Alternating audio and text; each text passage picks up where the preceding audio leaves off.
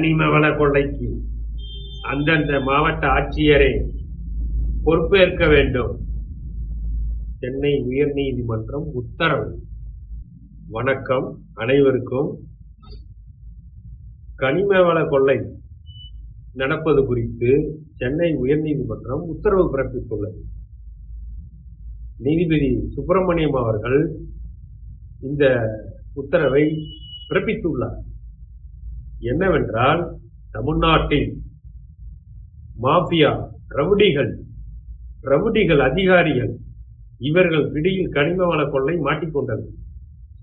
இதனால் நடவடிக்கை எடுக்க முடியவில்லை என்று வேதனை தெரிவித்துள்ளது. இதற்கு என்ன தீர்வு என்பதுதான் இப்ப நாம பார்க்கணும்.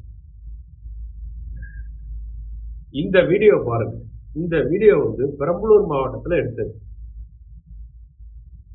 பெரம்பலூர் மாவட்டத்தில் மட்டும் பகல் கொள்ளையா நடக்குது கனிம வளத்துறை கொள்ளை.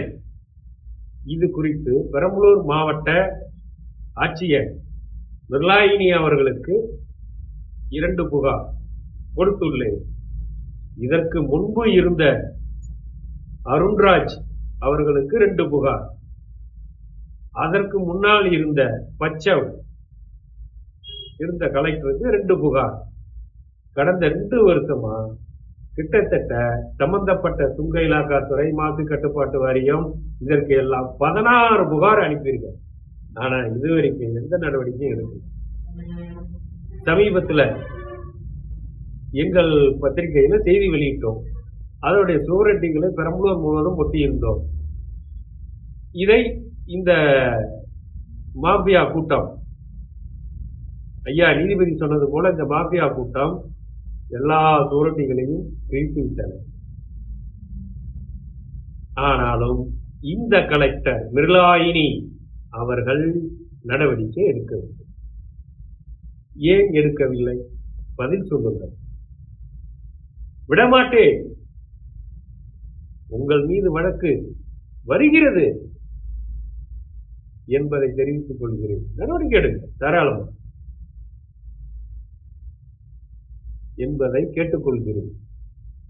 மேலும் திமுக அரசுல நிறைய கலெக்டர்கள் ஐஏஎஸ் படிக்காம அவங்களுக்கு வேண்டியவங்களுக்கு, அதாவது திமுக குடும்பத்திற்கு வேண்டியவங்களுக்கு ப்ரொமோட்டட் ஐஏஎஸ் கொடுத்து அங்கங்க மாவட்ட ஆட்சித்தலைவர் அது இதுன்னு பொறுப்பை கொடுத்துடுறாங்க. அவங்க அப்புறம் திமுகவுக்கு தான் வேலை பார்ப்பாங்க. இது குறித்து இந்த நேற்று ஒரு காலம் முளைச்சிருக்கு. ஜோசப் விஜய் ஏன் பேசல? எடப்பாடி ஏன் பேசல? யாரும் பேச மாட்டார்கள். பேசுவார்கள், மீறி போனா ஒரு 4 வார்த்தை பேசுவார்கள், கண்டனம் செய்வார்கள், ஆர்ப்பாட்டம் பண்ணுவார்கள். அதோடு முடிந்து விட்டது. நாங்கள் ஆட்சிக்கு வந்தால் இந்த முறையை ஒழிப்போம்னு எவராவது சொல்லுவீங்களா? சொல்ல முடியாது. ஏன்னா நீங்களே அங்கதான் மாட்டிருக்கீங்க. இதுக்கு தீர்வு தான் என்ன? ஒத்து சொல்லிருச்சு, கோர்ட்டே இனிமே தீர்வு பண்ணாதான் முடியும், இல்லைன்னா முடியாது. நன்றி மக்களே. வருகிற தேர்தலில் நீங்களும் பணத்தை வாங்கிட்டு ஓட்டு போடுங்க. நன்றி.